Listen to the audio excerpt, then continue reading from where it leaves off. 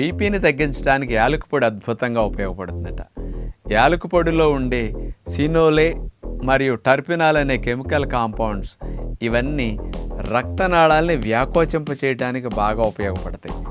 రక్తనాళాలు వ్యాకోచించడానికి nitric oxide ఎక్కువ కావాలి. ఈ యాలకుల పొడి మనం వాడినప్పుడు మన బ్లడ్ వెజల్స్లోనే నైట్రిక్ ఆక్సైడ్ ప్రొడక్షన్ పెరిగి రక్తనాళాలు సింగిల్ రోడ్లో ఉన్న ఇలా డబుల్ రోడ్ అంతా వెడల్పు అవుతాయట. రక్తనాళాలు వెడల్పు అయితే బీపీ న్యాచురల్గా తగ్గుతుంది. అలాంటి ఔషధ గుణం యాలకుల పొడిలో ఉంది.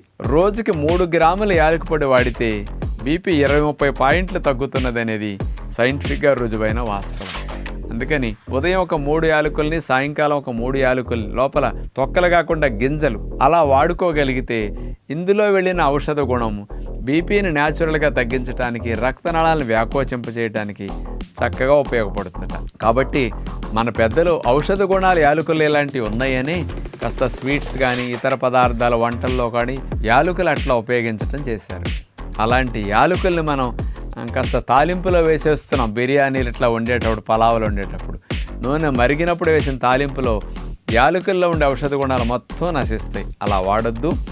యాలకుల పొడి చేసి పెట్టుకుని ఆ పొడిని కాస్త జ్యూసుల్లోనూ, కాస్త ఎప్పుడన్నా పాలు త్రాగినప్పుడు అటాటి వాటిలోనూ, ఇంకేదైనా పదార్థాలు తింటున్నప్పుడు ఆ పదార్థాల మీదను, భోజనానంతరం ఎప్పుడన్నా 2-3 యాలకులు నోట్లో వేసుకుని ఆ గింజలు అప్పుడప్పుడు అట్లా చప్పరించడం ఇట్లా చేస్తే హై బీపీతో బాధపడే వారికి రక్తనాళాలకి నైట్రిక్ ఆక్సైడ్ ప్రొడక్షన్ పెంచి ఇన్ని లాభాలు కలిగించడానికి యాలకుల ఉపయోగపడుతుంది. నోరు సువాసన మంచిగా వస్తుంది, దుర్వాసన లేకుండా నోరు ఫ్రెష్నెస్ని ఇస్తుంది కూడా. ఈ లాభాన్ని పొందడానికి కూడా యాలకులు మనం ఉపయోగించుకుంటే బాగుంటుంది.